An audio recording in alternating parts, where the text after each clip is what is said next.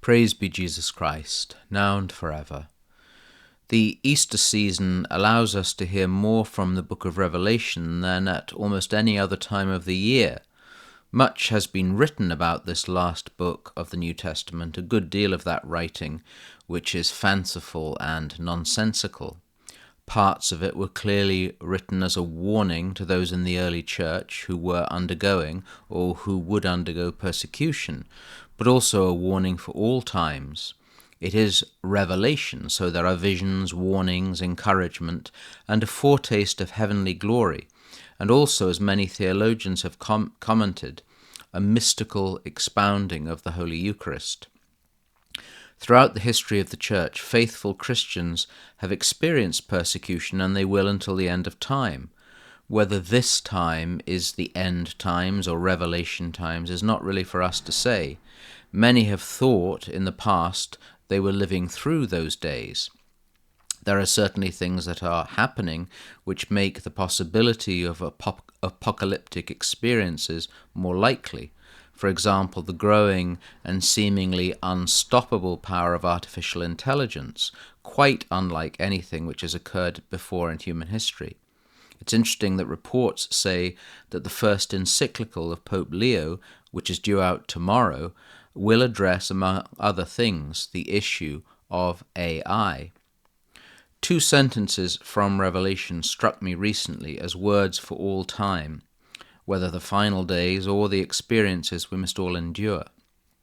In Revelation chapter 13, we are told that in whatever persecution we must face, there will be captivity for those destined for captivity, the sword for those destined to die by the sword. That might sound initially like the doctrine of Calvinist predestination, which we do not accept. It is, in my understanding, more like the personal choice of individuals. As the phrase goes, people get what they want. Hardship, captivity, and the sword, however that's understood, are features of persecution. It's the final sentence in that passage which should be our meditation and resolve. As these things happen, Revelation says, this is why the saints must have constancy and faith.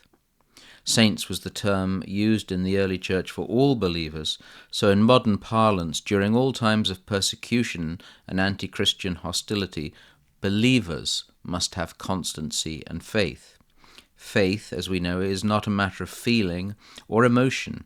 That would be fleeting and false, and an unsteady foundation for the Christian life. It is one of the three theological virtues, and faith is the virtue, as the Catechism tells us, and which is important to know, by which we believe in God and believe in all that he has said and revealed to us, and that Holy Church proposes for our belief. That last phrase is rather critical for the days ahead. Not the choppy currents of fad and fashion, not adaptation to current political values or societal norms, but what Holy Church proposes for our belief. This is the faith Revelation says the saints, believers, will need when facing persecution.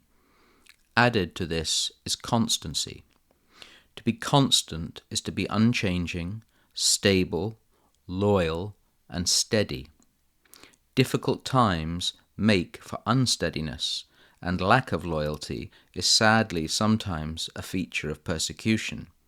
It's one of the reasons I end each Nugget these days with the exhortation of St. Peter.